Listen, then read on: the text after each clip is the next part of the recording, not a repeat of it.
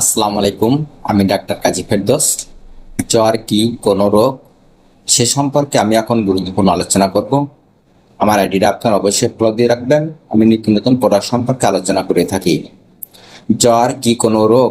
জ্বর কোনো রোগ না, জ্বর হলো পরিপ্রকাশ মাত্র লক্ষণ।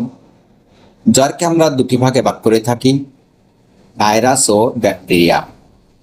ভাইরাস জ্বরের লক্ষণ হলো হঠাৎ করে কম্পতি জ্বর আসে এবং টেম্পারেচারটা বেড়ে যায়, 100, 2, 3, 4 পর্যন্ত হইতে পারে। এই জ্বরটি সাধারণত ভাইরাসের কারণে বা শরীরে বিভিন্ন ইনফেকশনের কারণে হইতে পারে। এর জন্য তেমন কোনো ঔষধের প্রয়োজন হয় না, সাপোর্টিং ম্যানেজমেন্ট করলেই চলে। কিন্তু প্রয়োজন হলে আপনারা প্যারাসিটামল সেবন করতে পারেন।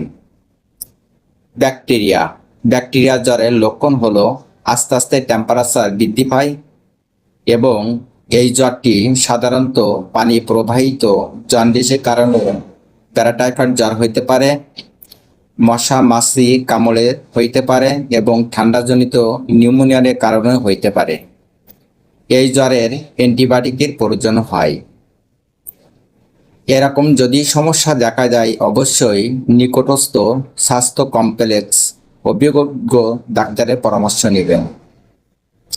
তাহলে আপনারা অবশ্যই জানতে পারলেন যে ভাইরাস ও ব্যাকটেরিয়ার জ্বরের ভিতরে পার্থক্যটা কি।